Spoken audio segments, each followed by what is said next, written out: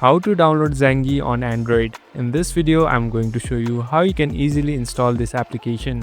First of all, open Play Store. Now, here on the right bottom, you can see the search icon. Tap on the search icon. Now, at this search bar, search for Zangi.